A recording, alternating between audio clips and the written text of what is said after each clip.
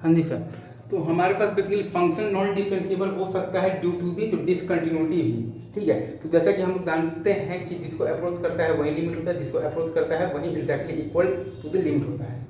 तो ये लाइन है सर, इसी को अप्रोच करना है और ये सारे फोर्स बेसिकली इसी लाइन को अप्रोच कर भी रहा है, मतलब कि लिमिट आपका बेसिकली तो यही लाइन ही है, मतलब कि ये सारे कॉर्ड्स बेसिकली आपका लाइन ए बी को अप्रोच कर रहा है, मतलब ये सारे कॉर्ड्स का स्लोप जो है वो लाइन ए बी के स्लोप को अप्रोच कर रहा है, मतलब कि ये सारे कॉर्ड्स के स्लोप का लिमिटिंग वैल्यू जो है वो ये लाइन ए बी के स्लोप के बराबर है, मतलब कि इस फंक्शन का जो आर है वो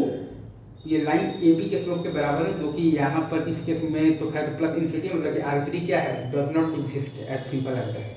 ठीक है सर। अच्छा अब अगर आप वैसे देखिएगा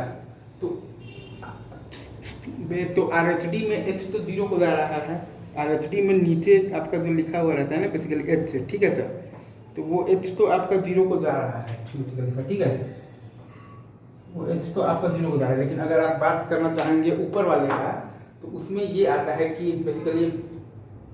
अगर आप ऊपर वाले का बात करेंगे ना तो उसके लिए हमारे पास ये दिया हुआ है लाइक बेसिकली तो limit S tends to zero plus F A plus H बराबर दिया हुआ है के,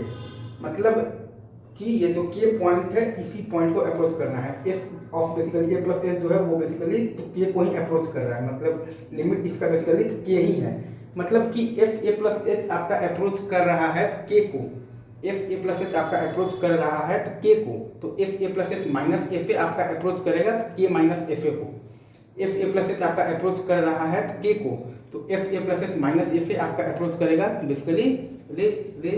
किसको अप्रोच करेगा के माइनस एफ ए को, और नीचे वाला जीरो को अप्रोच कर रहा है, तो ये आपका 0/0 का फॉर्म तो नहीं है, 1/0 2/0 या फिर बेसिकली क्या था 3/0 इस टाइप का फॉर्म बनेगा,